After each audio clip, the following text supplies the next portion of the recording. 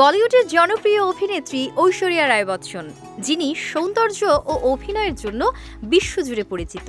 এবার ঐশ্বরিয়ার লেহেঙ্গা জায়গা করে নিল অস্কার মিউজিয়ামে। তার অভিনীত জনপ্রিয় সিনেমা যোধা আকবর, এই আকবর চরিত্রে ঋত্বিক রোশন ও যোধা চরিত্রে অভিনয় করেন ঐশ্বরিয়া রায়।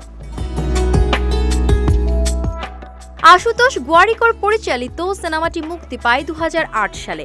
গল্প, গান, অভিনয় ছাড়াও এ সিনেমার আলোচিত দিক ছিল কস্টিউম। যেহেতু মোগল সম্রাট আকবর ও তার স্ত্রী যোধাবাইয়ের গল্প, তাই নির্মাতাদের সর্বোচ্চ নজর ছিল সেট ও চরিত্রদের লুকে যেন পুরনো সময়টা ফুটে ওঠে।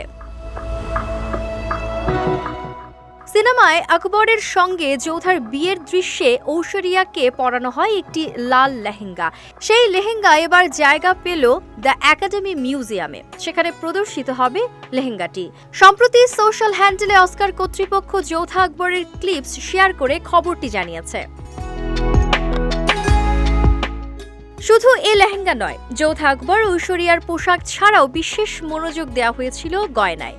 চরিত্রকে বাস্তবসম্মত করে তুলতে ঐশ্বরিয়াকে পরানো হয় 200 কেজি স্বর্ণের তৈরি আসল গয়না। 70 জন ডিজাইনার মাসের পর মাস খেটে গয়নাগুলো তৈরি করেন।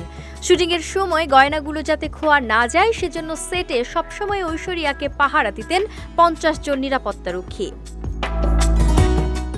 নির্মাতাদের এত চেষ্টা যে বৃথা যায়নি। মুক্তির 16 বছর পরে এসেও অস্কারের মতো প্ল্যাটফর্মের এই স্বীকৃতিতে সেটা আবারও প্রমাণিত হলো।